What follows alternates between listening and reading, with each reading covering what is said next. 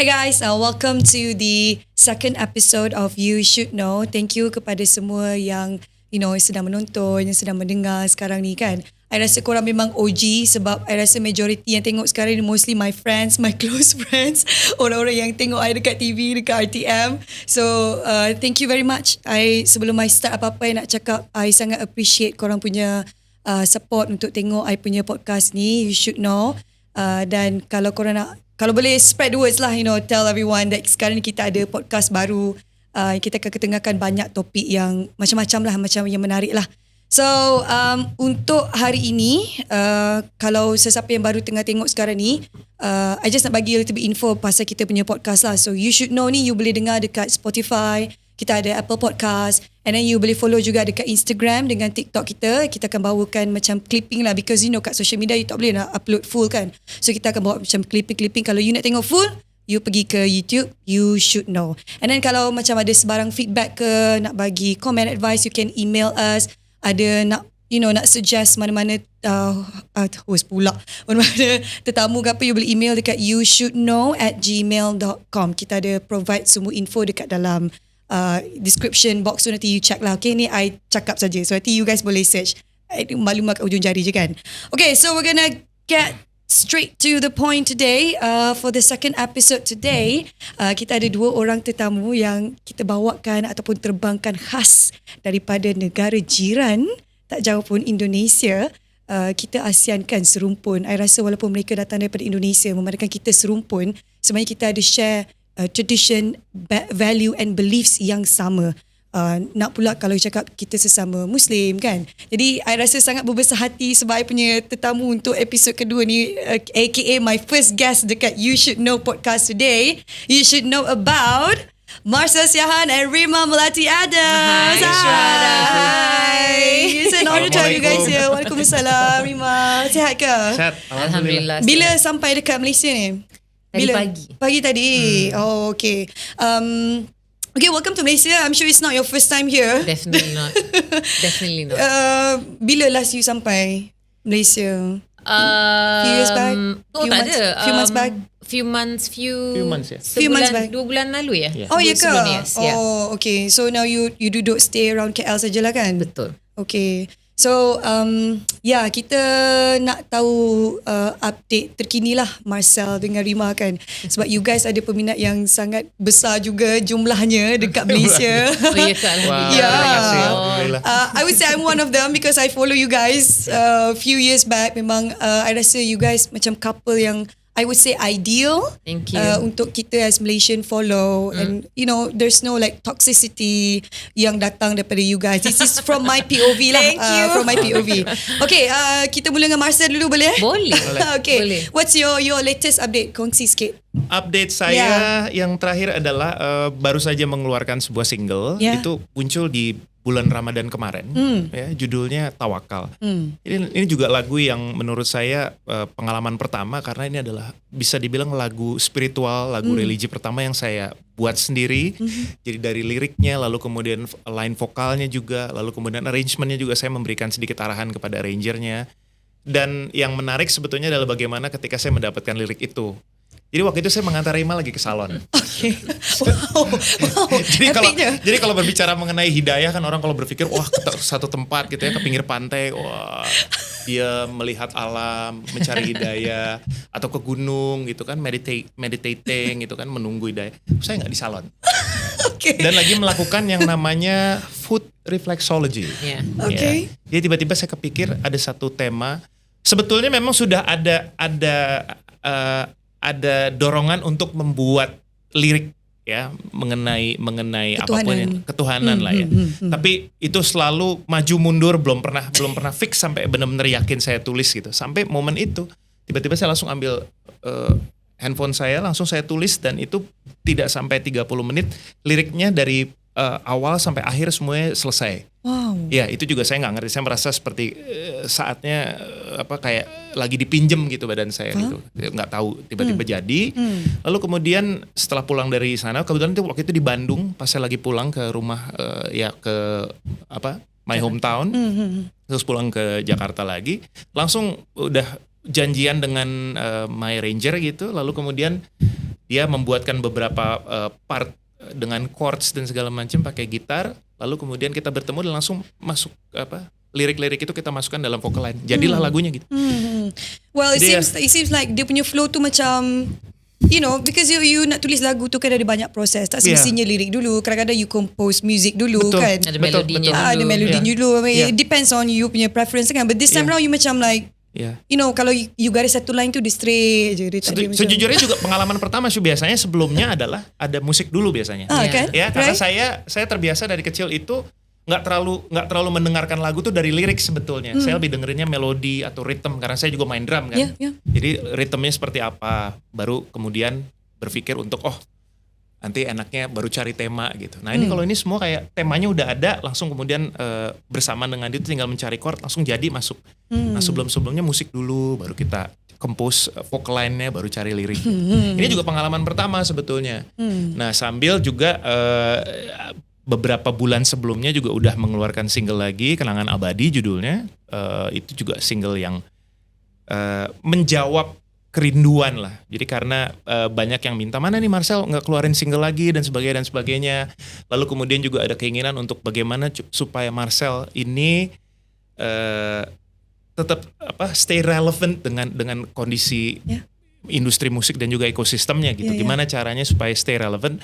Saya bekerja sama dengan benar-benar arranger yang sangat-sangat muda, yang mungkin umurnya setengahnya saya gitu. Ya tahun ini saya 47 tahun, dia mungkin umurnya masih 20 berapa gitu ya. Dan benar-benar dengan paradigm arrangement yang baru, dengan paradigm producing yang baru juga gitu. Jadi bagaimana caranya untuk misalnya gitu ya, hal yang paling simpel, mengaransemen sebuah lagu. Kalau dulu kita kan masih konservatif berpikirnya gitu ya, bikin musik itu patternnya harus A, B, C, A, B, C gitu ya. Betul, sekarang udah nggak bisa, kita harus lihat sosial media. Sosial media ada yang namanya golden moments. Golden moments itu dari 5 sampai 10 atau 15 detik. 15 seconds. Nah itu dijadikan dasar untuk mengarrangement, misalnya melakukan arrangement misalnya dari intro sampai ke verse. Itu nggak boleh lebih dari 5 sampai 10 detik, karena begitu mereka dengar nggak relate, mereka akan ganti. Betul. Mereka akan scroll. Setuju. Karena sekarang begitu semuanya digital streaming platform. Tapi dulu tak macam tu kan? Enggak. Kalau dulu kita beli CD ya, walaupun kita semua suka satu lagu, mau nggak mau kita dengerin yang lain karena CD-nya mahal, jadi kita harus beli, harus selesai. Kadang-kadang nak start lagu pun music dulu, you know, 1-2 minutes, gitar, drum, baru lagu masuk kan. Kecuali kita sudah sebesar siapa misalnya, sebesar Coldplay atau sebesar Pink Floyd gitu, kita bisa bikin, atau Dream Theater, kita bisa bikin musik yang mungkin 26-30 menit gitu ya, intronya 15 menit nggak apa-apa gitu. Ataupun double album macam Taylor Swift. Wow. That was crazy. Like she posted double album terus kan. Tapi dia dah prominent, dia dah known kan, worldwide kan. Macam Rima sendiri kan, apabila Marcel keluarkan lagu-lagu baru ni, macam ni you nak support your husband in his own career as a singer, songwriter now? For me personally, because we've been together for 15 years now, there's always moments in his life as a soloist yang pasti ada turun naik dia. Ya kan? Pasti ada momen di mana dia merasa bosan, you know, he's bored of his music, misal kata. So I think as his spouse, sebagai isteri, selalu harus kasih dukungan, no matter what. Ada momen dia tengah okay, and then ada momen di mana dia down. So I think the very important, I think that's where the dynamics of the marriage is always to give support regardless. Betul. Sebab yelah, you see Marcel seseorang yang successful, yang berjaya, tapi belakang dia tu adalah isteri dia, anak-anak dia, keluarga dia yang memberi sokongan. Because I understand that macam contoh kalau kita nak lakukan sesuatu, kalau tak ada restu, you know, like you say to Rima like, I want to produce a song, and she said nothing, dia senyap je, you mesti akan rasa macam sudah bukan tak ada restu tapi ada beberapa muzik yang pernah dia bikin, and then I'm like Jadi gini Syu, mekanismenya seperti ini. So setelah 15, kita berapa tahun? 16 tahun. 16 tahun. Kita udah termasuk ketemu, pacar ya, boyfriend and relationship courtship. Jadi selama itu pula lah saya orangnya juga sangat untuk beberapa hal saya sangat membatasi ya, terutama untuk misalnya membuka misalnya kayak karya tertentu, saya hanya percaya pada orang-orang tertentu saja yang bisa memberikan kritik. Nah, salah satunya dia, karena dia yang paling honest, brutally honest. Jadi dia bisa bilang yang misalnya gitu, kayak beberapa tahun yang lalu saya sempat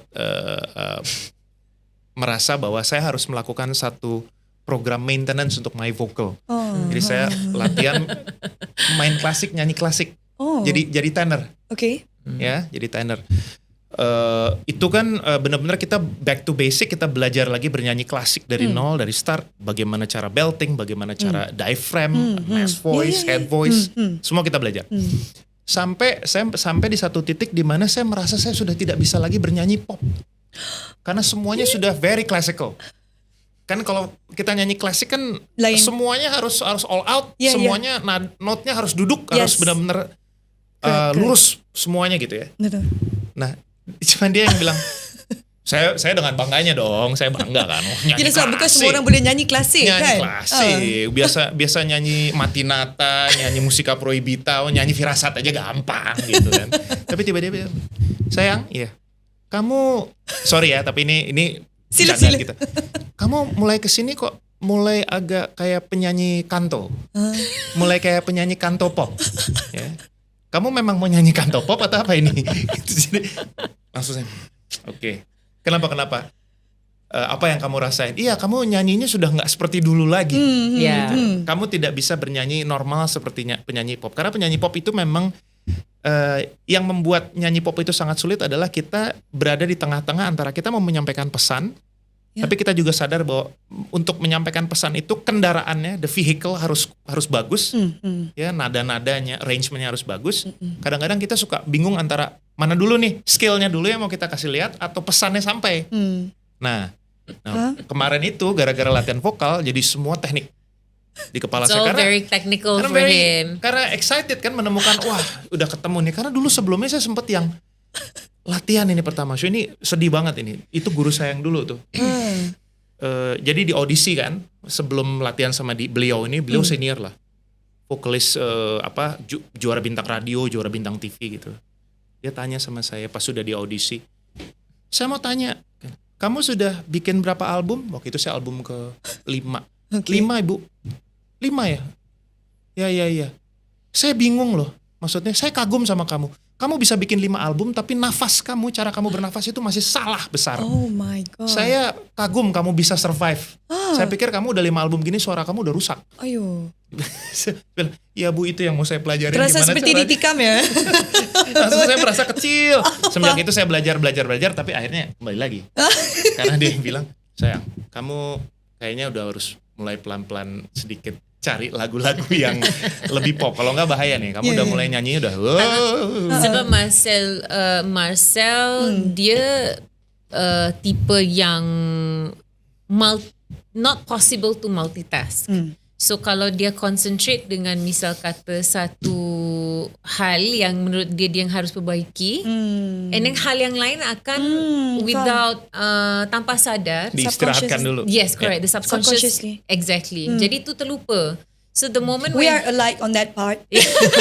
As a TV host pun kita pun ada juga like skill that you have to brush up. Misal kata sebab dia dah ambil vocal coach lessons dia, so he's more into technical and everything, tapi vibe and soul dia untuk bernyanyi tu dah hilang. Identity, the main identity. The main identity hilang sampai pada akhirnya dia dah nyanyi, dia dah ada misal kata like canto pop gitu kan. Karena itu udah keluar sendiri kan, Syu, karena udah teknik kan. Jadi bilang, asal dia nyanyi sekarang dia macam tu. Mana dia punya Marcel yang cool, you know, the Ini pop, bukan masalah gitu. kanto pop atau apa ya, tapi secara personify-nya jadinya begitu. Jadi asal dia nyanyi, and then when he came out with a new single pun dah macam tu, and it was kan nak cari macam bukan hanya isteri yang cakap. Bila dia keluarkan YouTube dia, video dekat YouTube, ada yang komen kat bawah. Jadi silakan nanti untuk menonton podcast ini, silakan dicari komennya Jadi di mana. ada yang Screen komen. cap, terus yang- kasih tanda. ada yang komen dekat bawah tu, kenapa Marsha sekarang nyanyi kayak Mendo Pop? Ya kan? Dan I said, see, I'm not the jadi macam ambil, see, play safe. See, not only me.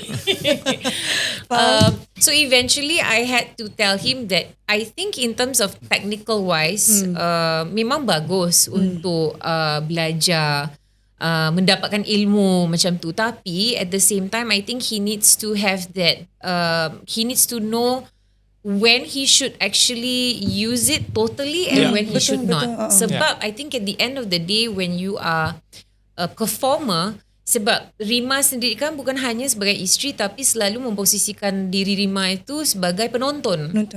Jadi bila Rima selalu kat depan and then I see him, dia kadang-kadang vibe tu dah Lari. tak ada. So how do I have to get him back at that track? You know, to make sure that he still has that vibe. You know, how to just relax and not think too much about his voice. I mean, yeah, obviously voice is it's number one. Yeah. But how can you balance both of it? Betul. So akhirnya we came up with a solution. Okay, darling, you have to chillax a bit, atau misal kata, I think Break dulu lessonsnya course-nya. break dulu. Iya.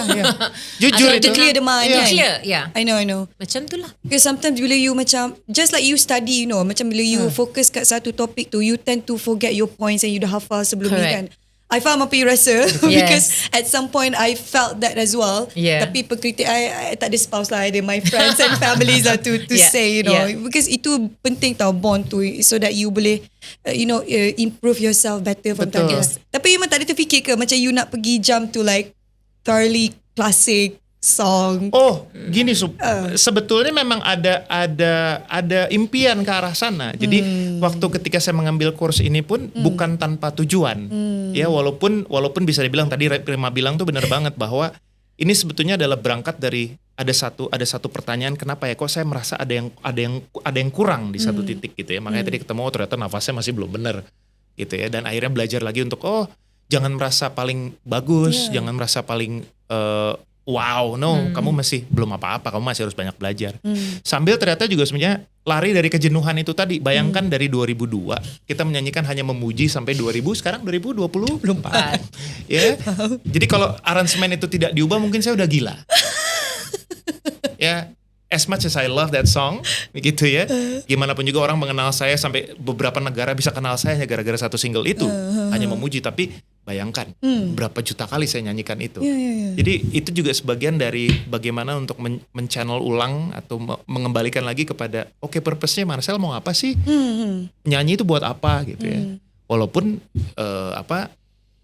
tetap ada purpose-nya gitu. Pengen suatu saat ada cita-cita punya album klasik. Kemarin juga sebelumnya sempat bikin album This Is Not Jazz, yang mana saya pengen nyanyi jazz benar-benar standard.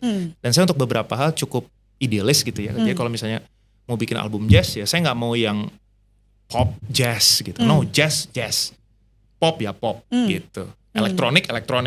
Jadi jangan di tengah-tengah. That's why makanya waktu bikin album This Is Not Jazz juga saya benar-benar bekerja sama dengan mereka-mereka yang memang pioneers di jazz standard. Dan saya juga bahkan belajar lagi untuk lebih relax lagi. Itu lebih susah lagi tuh nyanyi jazz, karena kita benar-benar harus kayak melepaskan semua teknik. Kita hanya mau gimana caranya supaya orang duduk dan dengarkan kita berbicara. Bukan nyanyi, berbicara. Jazz kan lebih ke like, sending the message gitu. Lebih relax lagi bagaimana. Dan jangan sampai Marcel ini penyanyi pop kayak di copy paste saja ke atas aransemen jazz gitu. Saya paling gak mau. Nah itu jadi ya belajar lagi.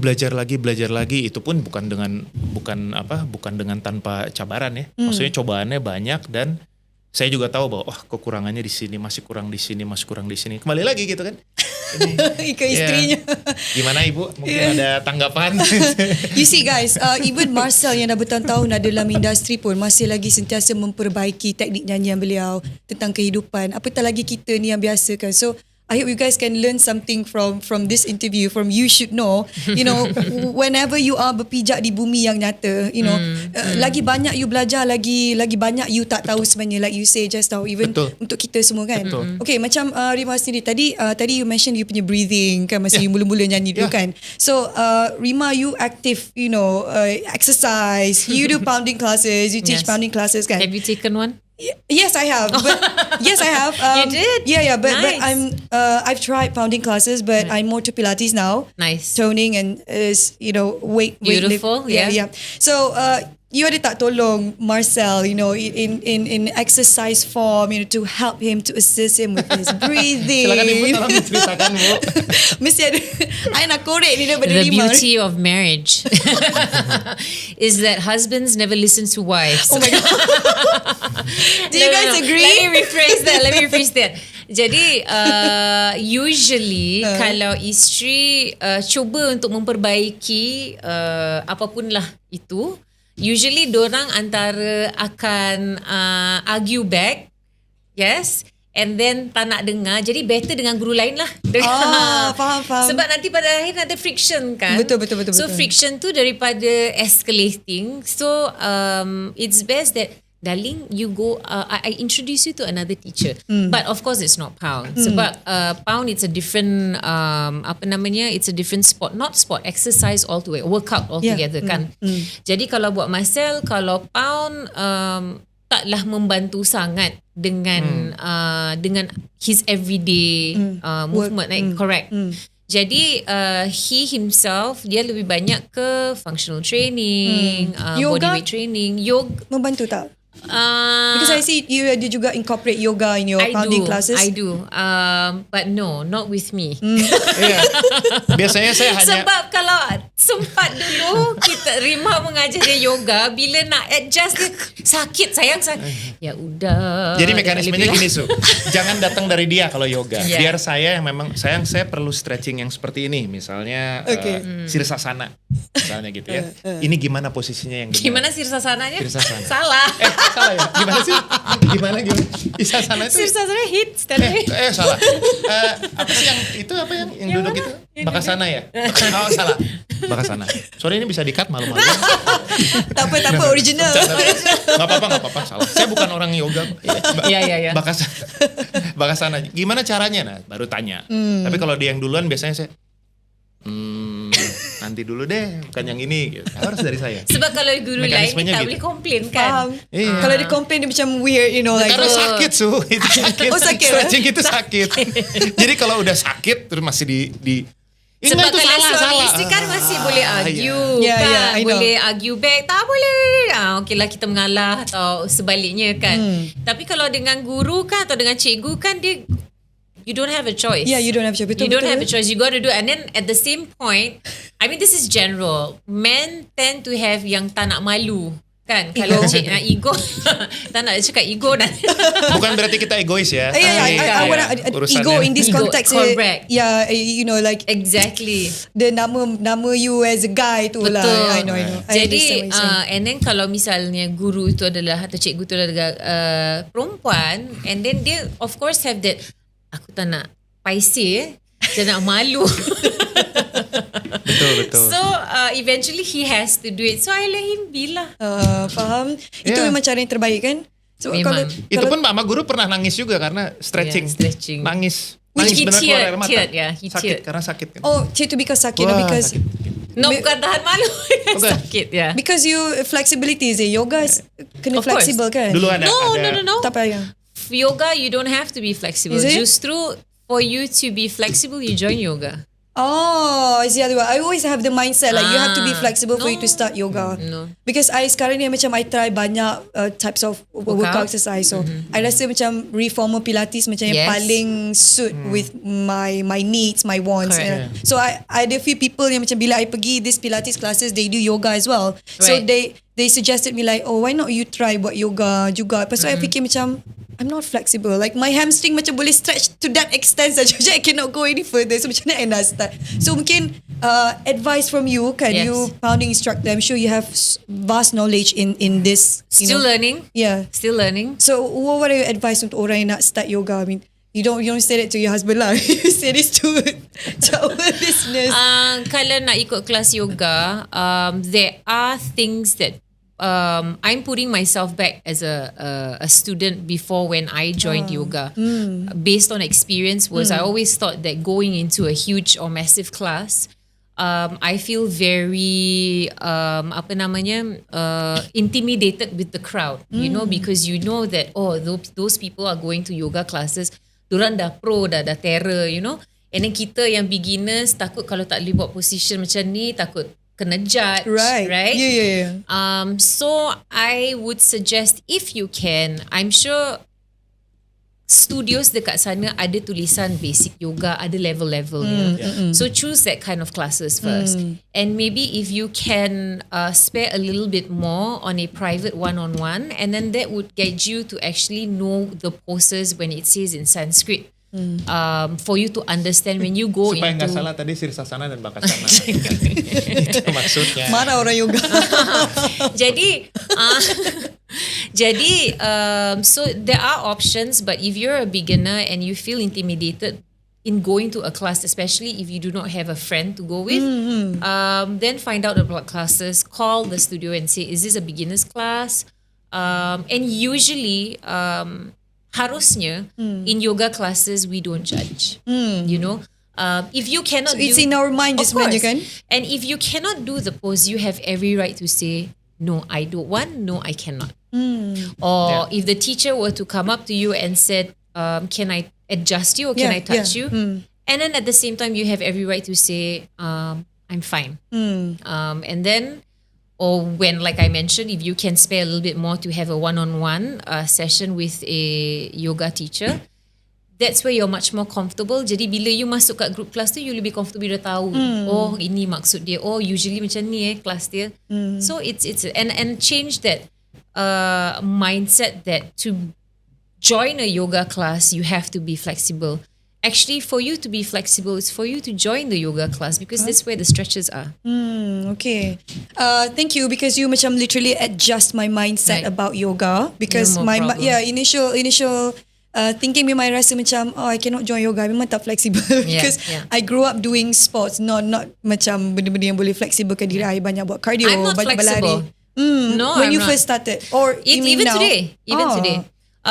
Because there are certain things. The thing about yoga for a non-flexible person is you have to practice every single day, if possible. Sebab pada akhirnya bila misal kata hamstrings you memang pendek, bila you stretch tu kan itu nak kena regular. Kalau you stop balik lama and then Konsisten ya. you have to be consistent, itu je. And then yoga kan bukan hanya about flexibility, bukan. Tapi it's about breathing, it's about endurance, about how strong you are at a pose, and it's all in your mind. So bila you macam in both of you punya marriage kan, you dive into Marcel's world. He's a singer, and then you dive into Rima's world. Like she does all of this, pounding class, yoga, berlakon pada juga now as a mother as well. So being in a marriage ni, the dynamic tu, you have to like really understand each other kan. Now I understand like it's not easy to maintain marriage, especially people like you guys who are in the industry music kan. You have all sorts of hiburan. So you ada macam banyak sangat external factors yang boleh menggoncangkan rumah tangga you, masjid you, boleh runtuhkan you punya minor tiang kecil-kecil, lama-lama dia akan runtuh juga kan. So I rasa maybe kenalah kot dengan situasi ataupun suhu kat Malaysia sekarang ni yang macam sedikit panas, walaupun El Nino dah berlalu. Sekarang ni panas dengan beberapa isu tentang perkahwinan lah hubungan suami isteri dan sebagainya. Saya tidak menunding jari kepada mana-mana pihak dalam podcast ini, cuma saya rasa sesuai untuk kita minta Marcel dengan Rima mungkin boleh berkongsi pengalaman kalian sebagai seorang suami isteri yang sudah mendirikan rumah tangga atau hidup bersama selama 15-16 tahun, right? You mentioned earlier just now. It's really long, untuk orang yang berada dalam industri hiburan, 15 tahun tu lama sebenarnya. Walaupun kalau you tanya my parents, my grandparents, they live sampai till their last breath, which is 20 to 30 years. But for orang dalam industri hiburan, 15 tahun tu kira I would say I respect, sangat lama. So mula dengan Marcel dulu, kalau you boleh cerita macam how do you keep you punya marriage? Ada satu obrolan dengan pemain saksofon saya, one of the closest friends in the band members saya. Jadi waktu itu kita ngobrol berdua. Kita sama-sama berangkat dari musik dan beda mungkin istrinya beliau dengan Rima. Istrinya beliau benar-benar yang orang yang main musik juga di choir, di church, tapi bukan musisi profesional lah. Ya. Pernah sesekali nyanyi atau gimana, tapi nggak yang seprofesional kami lah. Gitu. Nah kalau Rima kan beda, dia sudah mengerti industri. Kita bicara gini, sebetulnya yang harus kita acungin jempol, yang harus kita wow gitu adalah istri-istri kita, Mas, dia bilangnya. Kenapa? Ya karena gini, kita tuh seniman, bukannya sok-sok seniman, ya, tapi kita tuh punya gila, kita punya kegilaan. Jadi kita tuh harus bersyukur ada orang yang mau menemani kegilaan kita berbelas-belas tahun. Betul. Gitu. Jadi kalau ada yang setia sama kita nungguin 15 tahun, 16 tahun di sebelah kita gitu, dengan jatuh bangunnya kita, dengan kegilaannya kita dan segala macam, kita harus bersyukur itu, dia bilang. Nah, dari situ saya kemudian berpikir bahwa memang yang menarik dari perjalanan kami sebetulnya adalah bagaimana cara kita memaintain komunikasinya. Karena mencari format komunikasi itu ternyata tidak mudah. Ya, dan bahkan saya bisa bilang kalau ada orang yang membuat, ini dari sisi laki-laki ya, misalnya dia tiba-tiba bikin buku tentang panduan berkomunikasi dengan wanita, gitu, mendingan jangan dibeli karena nggak pernah ada panduannya. Jadi memang berkomunikasi dengan wanita, perempuan itu daily basis, jadi kita harus setiap saat harus mengkombinasikan, harus melakukan upaya-upaya lebih baik dan sebagainya. Jadi kalau tidak ada yang namanya aturan baku bahwa berkomunikasi dengan perempuan itu seperti ini kalau dari kita. Jadi memang ya gimana ya, harus dibangun terus dan harus terbuka untuk selalu mau sama-sama untuk ini cara komunikasi yang seperti ini sepertinya udah nggak bisa lagi kita pakai. Kita harus maju karena ya itu tadi segala sesuatu kan berubah ya. Masing-masing berubah, adapt lagi dan kita harus adaptasi lagi dengan kondisi, dengan kehidupan. Misalnya saya di dunia entertainment, dia juga di dunia olahraga, otomatis ada banyak hal-hal yang mengubah kita secara pribadi, kemudian kita ketemu lagi dan harus adapt lagi gitu. Belum lagi misalnya dengan ada anak-anak, anak-anak yang tadinya umurnya masih 10 tahun, sekarang udah ada 20 tahun, ada yang 17 tahun, ada yang mau masuk remaja gitu kan. Jadi pastinya adaptasinya lain lagi terus gitu. Itu POV lelaki kan. POV perempuan ni macam mana pula? There must be a difference. The laugh tu suspicious je. Suspicious ya? Ya, itu memang. Tak adalah. Dari banyak anak luar ni. Lola. I understand. You tak cakap lipai faham. Iya ke? You must go through first. No. Berat betul tu. Bukan berat. I think macam gini Shu. I think for both of us, sebab Marcel is from Indonesia and I'm originally from Singapore. Yeah. And beautifully, we were both connected here in Malaysia. Kan? That's why Malaysia has become a very a good space, a spot in our hearts to always remember. So coming from our previous, we started because we had our previous marriages, right? Yeah. Jadi when we were in this together, biasanya orang akan make assumptions. Usually this is what I get. Gitu kan. Oh, Rima menikah dengan Marcel, artis Indonesia. Wah, jadi Miss Tai Tai, dengan gaya bag dia. If people knew me personally, I'm actually very tomboyish. Kan? Ada setuju tu. So I'm actually very tomboyish, where slicky lah actually, So knowing Marcel, and people thought that I will be this selalu cantik lah apa and so forth. That's just not me. So when I shift myself to Indonesia, itu sebetulnya adalah, walaupun tak jauh negara, tapi culture shock tu sangat berbeza. It's so different. Mungkin dengan cara working ethicsnya atau cara dorang berkomunikasi. it is a whole new level of understanding for me. And that's where I had to adapt. And then we'll be very honest. We've actually spoken to this about this to a few of our friends. So when we first got married, we actually because he was waiting for his old house to be sold, and at that point of time, mungkin tidak banyak yang tahu ya. That was actually at his lowest point of his career. Jadi dia boleh dalam 1 bulan tu hanya satu kerjaan. And at that point of time, Rima pun masih tengah adapting dengan penyesuaian tinggal dekat Indonesia.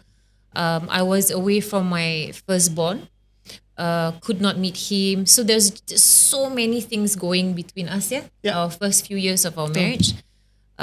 We lived in a 1 bedroom rented, like a studio area, studio room, for about a year of our marriage.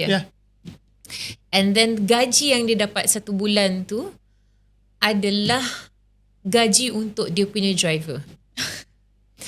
So itu banyak sangat orang yang tak tahu. And then ada kawan kita yang sampai tiap hari harus kasih kita bekal. To that point. Sebab dia tak ada kerja. So that was, I think kalau orang bilang pernikahan tu awal is honeymoon period, ours was totally opposite. Faham? So, and then I told to myself, oh my God, honestly, I think we've spoken about this as well. I said, did I make the right choice? I left Singapore. I left to marry a guy whom I love. And then, did I make the right choice to marry him? Why am I like this? But I always believe that I'm sure there's something greater after this, you know. Takkanlah ni second marriage jadi macam ni pula kan? Yeah. And I believe that one thing that I truly believe was I knew Marcel was working very hard to make it happen, you know, to make sure that our marriage worked. And then usually isteri suka membebel kan. Can you testify?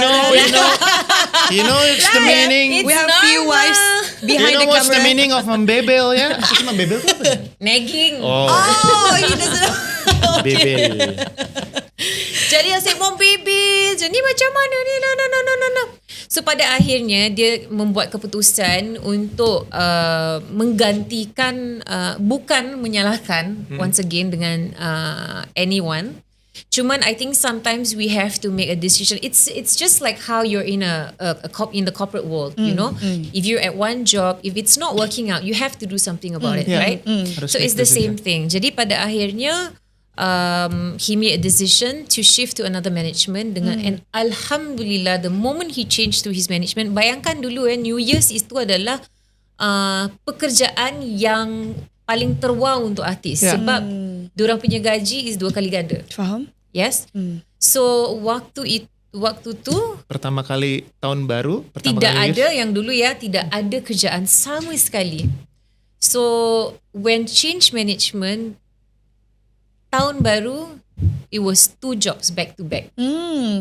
Itu yang okay. Wow. Okay, this is something good.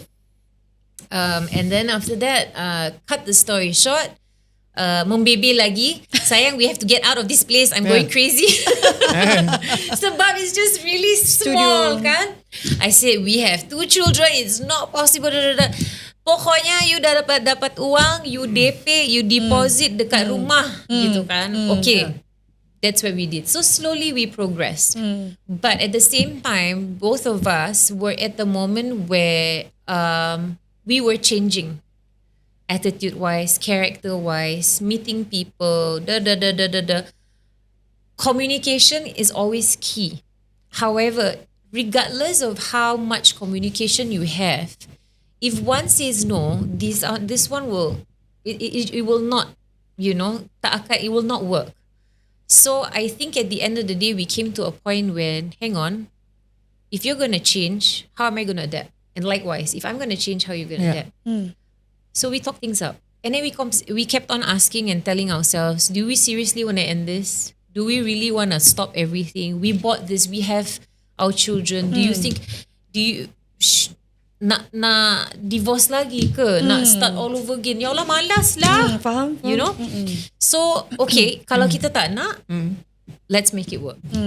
So I think that's the most important thing about marriage. That at the same time, as a wife, I have to say that kita pun jangan sampai kita merendahkan martabat laki-laki. Sebab memang ada perempuan, you tak guna lah, you inilah itu. Sebab lelaki ada ego mereka sendiri, di mana ada waktu di mana kita nak kena bebel, tapi kita hormat tu kena ada. Hormat ada, of course. Right? Yes, hormat itu ada. I think this is where the word sekufu comes in context, you know, like you from A, you from B, and then bila you sekufu means you have the same mindset. Correct. Apa tujuan akhirnya kita nak apa. So I think going through all those phases, and then dia sebagai Marcel Siahaan berjumpa dengan banyak orang, memang ada beberapa, like you mentioned, cuba untuk merobohkan, and vice versa. Tapi at the end of the day, we ask ourselves, worth it tak? Is it worth it? Pasti ada kenapa mungkin Marcel lagi marah dengan Rima atau lagi bingit dengan Rima, tiba-tiba bingit lah apa, and then tiba-tiba could be someone comes into the picture and makes you feel happy, right, and vice versa. But at the end of the day, communication and tujuan pada akhirnya adalah ni nak ke mana ni. And we always say, I do not want to die alone. And I would rather grow old with you than anyone else. So even if I'm gonna like 20, 30 years, alah boring lah tengok muka you, but we want to be with each other. Faham. I think that is the meaning of true love juga sebenarnya kan. Sorry. Satu lagi Satu lagi ini tambahan juga. Di perjalanan itu akhirnya saya juga sadar bahwa untuk bisa berkomunikasi, sebelum kita berkomunikasi, ya kita harus membersihkan dulu bagasi kita. So I realized bahwa saya begitu banyak bagasi, mungkin dari previous marriage atau dari bahkan sebelumnya dari masa kecil, my childhood, hubungan saya dengan my parents mungkin kurang harmoni atau apa, atau hubungan saya dengan mengenali diri saya sendiri, saya belum kenal sepenuhnya sama diri saya, tapi saya sudah berani mengadakan hubungan relasi dengan orang lain, padahal saya sendiri belum selesai sebetulnya. Nah itu yang saya pelajari, dan akhirnya saya sadar kalau saya tidak segera melepaskan baggage ini, akan sangat tidak fair untuk dia dan anak-anak. Nggak fair dong. Saya setiap hari harus menunjukkan perilaku saya sebagai akibat, sebagai ekses dari bagasi-bagasi ini gitu kepada mereka yang justru mereka datang ke saya harapannya supaya mereka bisa melepaskan ekses itu, bukan malah menambahkan dari saya gitu. Kan nggak fair untuk mereka. Mereka tahu apa, nggak pada tempatnya gitu. Nah akhirnya itu juga harus bagian dari adapt tadi, bahwa harus bersihin dulu nih. Saya harus bersihin. Saya sadar bahwa saya banyak sekali kekurangan. Cara saya berkomunikasi, cara saya dikasih tahu, cara saya mendengar, ya. Kadang-kadang kita suka ya, tapi nggak tulus, nggak sincere gitu, memaafkan. Ya, maafin, tapi kepikir terus, kesel, ya. Dan itu setuju tadi. Begitu kita tidak menyelesaikan itu, memang nggak tahu ini sudah alam gitu ya, alam seperti ini. Ada aja pasti yang akan berusaha mau ganggu dan sebagainya. Tapi kembali lagi gitu, worth it nggak? Gitu. Semua kita udah bangun loh dari awal. Tadi kan saya udah bilang, nggak banyak orang bisa paham saya yang gila ini gitu. Orang bisa bertahan memahami kegilaan saya itu nggak banyak orang. Kalau saya dari sisi laki-laki ya lebih straightforward lagi. Yakin lo kalau misalnya ini sekarang kita selesaikan, terus nanti lo akan ketemu, ketemu perempuan lain yang bisa paham lo seperti ini. Belum tentu lo bisa ketemu perempuan lain yang bisa sepaham ini gitu. Betul. Iya. Yang bisa ngerti lo gila kayak begini, belum tentu gitu. Mungkin mereka cuma mau mengambil sesuatu dari lo ketika lo sudah habis, lo ditinggal. I think it's the same, balik lagi like a concept where if you were raised by a mom that nags the whole time, and then but when she's away from you, you miss it. Faham? So I think that's the same way how we both feel for each other. Is that when he is misalnya lah annoying ke, apa ke, marah, tapi bila dia tak ada, rindu pula. Rasa kosong, empty. Karena kita juga, kalau dari sisi saya, sama siapa lagi bisa begitu? Yeah. Kita bisa segila itu, bisa marah-marah tiba-tiba gitu kan. Sampai kadang-kadang, ini cerita. Berapa kali nih kita gitu, tiba-tiba saya menyebalkan. Saya sangat menyebalkan. Dan tiba-tiba Rima ngecek aplikasi. Oh, saya mau menstruasi. Oke. Iya. Ni real life story. Jadi PMS-nya ke saya. Benar, itu sudah berbulan-bulan ya sayangnya. Udah berapa tahun lah, adalah udah lama gitu. Jadi setiap beberapa hari sebelum pada harinya gitu, itu biasanya udah ketahuan. Kamu nyebelin ya. Ini pasti saya mau gitu. Mau menstruasi bener. Dicek, bener. Oh bener sayang tuh 2 hari lagi kita ketawa-ketawa. Padahal kemarinnya kita ada yang mau marah-marah. I think that's where the communication and how to don't make it so tense in the marriage at the same time, because you know what, 16 years if people to say every single thing you buat problem atau actually hal kecil asal nak buat besar-besarkan, you know. Memang kalau awal marriage tu memang sesuatu yang big. Tapi when we are like 16 years already, kalau okay lah gitu. Atau misalnya usually correct me if I'm wrong, usually lelaki they want to have affirmation like confirmation. Iya sayang gitu kan. Okay, settle. Kita merasa berguna, you know. Ya, kita merasa nggak jadi jantan berguna. Gitu. Faham? Bagus you hari ni tolong kemas rumah. Contoh. So in the end kita pun ini bukan 3 anak, ni 4 anak. Nggak mungkin beberapa anak jadi 1. Jadi berapa 3? 6. Tapi boleh jadi ni anak ikan ke anak kucing. So I think I don't know if we want to say is our marriage the longest maybe in this industry. I think mungkin ada lebih banyak lagi yang lebih experience. Kita berdua masih lagi belajar.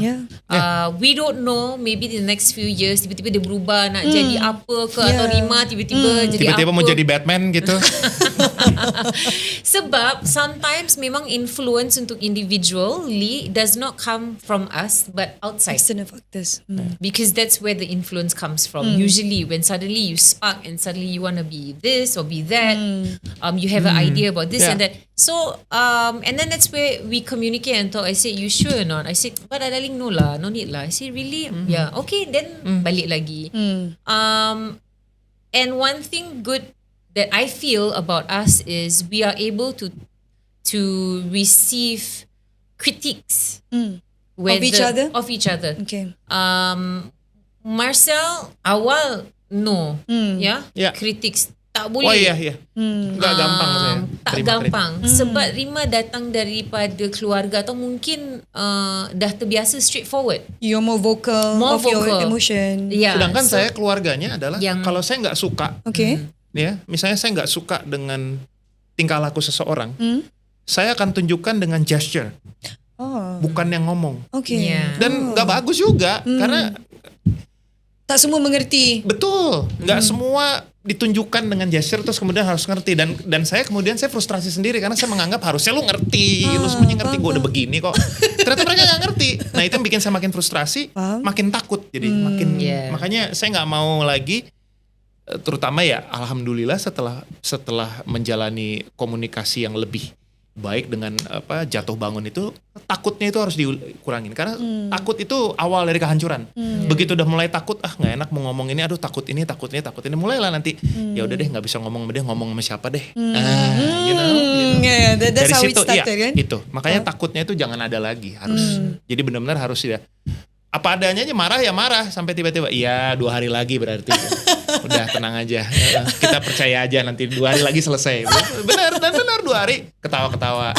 Atau yang lebih parah lagi, kita udah sampai ke satu titik di mana kadang-kadang tiba-tiba saya ngomongin, saya tiba-tiba nyanyi satu lagu, tiba-tiba, kamu lagi dengerin lagu itu? Iya. Saya juga tadi di kepala ada lagu itu. Kadang-kadang kita suka ngeri sendiri. Ini apa ini? Mengerikan. Tapi ya itu terjadi berapa kali, atau misalnya kayak ngomong mana kamu ngomongin situ? Iya. Tadi saya juga baru baca lihat videonya gitu. Oh my God, really? Ternyata mungkin algoritma kita sama mungkin di sosmed. Faham. It's that good. I wish I have a relationship like you guys as well in the near future. Amin. Kan? So, Ya, you know, siapa tak nak marriage yang long lasting kan? Siapa yang nak, perkahwinan dia porak-peranda, dipenuhi dengan masalah, dihujani dengan bebanan, banyaklah masalah kat luar tu kan. So, I rasa kalau maybe you boleh bagi pesanan ringkas from both of you. Dari Marcel je. Pesanan ringkas apa sih? Marcel daripada POV lelaki, Rima pada POV perempuan kan. Pesanan ringkas untuk mereka yang sedang menghadapi pergolakan dalam perkahwinan mereka. Betul. Kan. Apa nasihat daripada you yang you boleh sampaikan kepada mereka? Wow, ini gak gampang karena begini. Speksnya gede ya. Betul, speksnya besar, betul sayang. Speksnya besar dan semakin kesini, ya tadi kan Syu udah bilang di awal, semakin kita tahu banyak, semakin merasa kita nggak tahu apa-apa sebetulnya. Gitu, dan kembali lagi, semakin kesini, saya juga sadar bahwa setiap kejadian itu ada timeline. Ini timelinenya udah lewat nih. Berarti kita masuk ke timeline yang baru, udah challengesnya udah beda lagi. Jadi kalau ditanya apa tipsnya? Tipsnya sih sentiasa memahami. No, I think not sentiasa memahami. Gini ya, mulailah jujur pada diri sendiri dulu. Jujur, mempertanyakan kembali. Jadi jangan takut bertanya sama diri sendiri. Gitu. Kadang-kadang kita kebanyakan takut, wah nanti saya masa kayak gini harus saya tanya atau malas kita berkomunikasi. Apapun caranya ya, bisa dengan melakukan ibadah-ibadah religius misalnya, apapun. Spiritual atau religius ya, beda-beda ya. Atau melakukan sesuatu yang kita suka, intinya adalah menemukan kembali siapa diri kita. Supaya ketahuan, oh purpose-nya Marcel itu mau ini. Jadi kita udah mulai jujur sama diri sendiri. Kalau saya percaya kalau kita udah mulai bisa jujur sama diri sendiri, pelan-pelan kita juga nggak akan takut lagi mau ngapa-ngapain, apalagi sama orang-orang yang dekat sama kita. Gitu. Setuju. Ya, biasanya kalau udah mulai ada takut, mulai muncul rasa curiga. Rasa curiga mulai muncul asumsi. Asumsi kan is the mother of all ups. Ya. Itu asumsi adalah ibu dari segala macam kekacauan. Jadi jangan pernah berasumsi. Ya, kalau misalnya udah dapet masa di mana kita bisa berkomunikasi dan akhirnya membuka bahwa tidak ada apa-apa, itu semuanya ada asumsi kamu. Kita udah lebih tenang, lebih ikhlas lagi gitu. Betul. Pelan-pelan aja. Itu sih kayaknya. Karena apa ya? Setiap tantangan memang beda-beda gitu. Pada saat 10 tahun yang lalu kalau saya dikasih tantangan yang sekarang, saya juga belum tentu bisa survive. Mungkin kita udah selesai dari kapan tahu gitu. Betul. Iya, tapi pada saat itu kita merasa bahwa no, kita nggak boleh mundur. Saya nggak boleh mundur. Saya nggak bisa mundur karena saya tahu dia juga berjuang seperti apa. Dia sendirian di negara saya. Saya gampang, keluarga saya di mana-mana. Kalau saya ada apa-apa, walaupun saya juga bukan tipe yang kalau saya susah, saya mencari keluarga saya. Saya biasanya menyelesaikan sendiri. Tapi itu pun tetap jauh lebih beruntung dibanding dia. Di Indonesia siapa dia pada saat itu? Pada saat kita awal-awal menikah, siapa yang bisa dia minta tolong? Saya. Kalau sayanya nggak beres, terus mau minta tolong sama siapa? Gitu. Makanya oke, ayo yuk buangin semua sampah-sampah ini yang nggak perlu supaya saya bisa berdiri tegak karena ya ini yang saya jaga mereka dan anak-anak gitu. Betul. Gitu sih. POV Rima, apa yang nasihat yang boleh sampaikan untuk mereka yang sedang menonton? Quite hard to actually say a certain statement sebab I'm sure di pernikahan masing-masing mereka akan melewati stages yang berbeza. Right? We don't know what are they going through, whether it's financial status or whether it's because there's another person that's in their, in their marriage, or it could be anything, But I think dari sudut pandang Rima adalah dalam pernikahan itu tujuan akhirnya tu kita nak apa, itu saja. Kalau memang pernikahan tu dah tak boleh diselamatkan, karena apa, it's not only a one way traffic, it's two-way. It takes two hands to clap. If only one side of the marriage is the one that's working hard for the marriage, then it's toxic. Bukan pernikahan namanya. Ya, itu bukan pernikahan. Pada akhirnya dua-dua yang harus agree. It cannot be one-sided. It has to come to a point where do we want this or we don't want this. If you don't want it, then might as well, stay away. Whether they say, we're doing this for the sake of the children, we're doing this for the sake of the children. Itu nggak fair loh itu. Yeah, what do you think of that? Nggak fair itu. Bila bagi yun pakai alasan anak. If you cakap, I'm doing this for the sake of the children, eventually your children will grow up and understand what's going on in the family or between your parents, and they will not see it as a happy marriage, but an unhappy marriage. And mereka akan rasa beban sebab semua ditumpukan kepada anak. Yeah. Mereka bertahan karena kita. Padahal mereka sebenarnya sudah tidak mampu bertahan. So Jadi, mereka menyalahkan diri sendiri. Dia akan rasa guilt tu. My parents are like this because of me. Yeah. So if let's say if dorang harus, dia bukan encourage tapi kalau misalnya memang harus separate, you may never know, maybe it's better for the child, but any advice that I can give to a marriage that is probably uneasy, honestly, I cannot give because it's a different ball game on each and every individual marriage. Dia at the end of the day, all I can say, purpose korang nak ke gimana ni? You have invited so many people to your wedding. It could be lavish, it could be not. People have seen how you were blessed by your parents, by your family, and then because of a certain thing that comes in between yang you tak boleh control, everything is messed up. Or suddenly the wife is big and pregnant and big, and suddenly the husband sees alamak dah tak selera lah or something like that, and then sees. So I think at the end of the day, and for a woman's point of view, and this is from my mom. She gave me one advice, which is, aduh sakit kepala sometimes. But she says, being a woman is not easy. It is not easy. It is a working challenge, working progress every time. We have to provide for the man. We have to provide for the family. After giving birth, you nak kena bersolek. Kalau I kan, ya Allah, nak kena bersolek pula. After giving birth, you are tired, and then sayang nak minum, saya nak makan apa. And then kita yang, so my mom has always says, we women are the one, no offense to the men, but and I have taken that in, that kind of advice from my mom, to the point that why not? It's bukannya masalah atau hal yang it's a huge thing to do pun. It's just, saya nak makan apa gitu, atau mau minum apa. I said, mau dimasakin ini enggak gitu. Tak payah, asal bertanya sahaja, walaupun tak payah nak kena side by side. Saya juga bukan tipe yang begitu. So biasa aja. Sometimes I feel men wants to be loved. Tak payah nak kena lovey-dovey, tapi it's just by saying, are you okay? Did you sleep well? Yeah, okay dah. Faham? Itu saja, I believe. Those tiny movements are the ones that yang dorang akan merasa lebih simple tapi meaningful. Tak payah nak kena kasih bunga. Kan ada kasih bunga kan, why you give me flower for what? Rima sumpah special. She asked again. So I mean, when he gives flowers, why you give me flower for what? What you want? Gitu. So the Singaporean dengan the telo Singapore, what you want?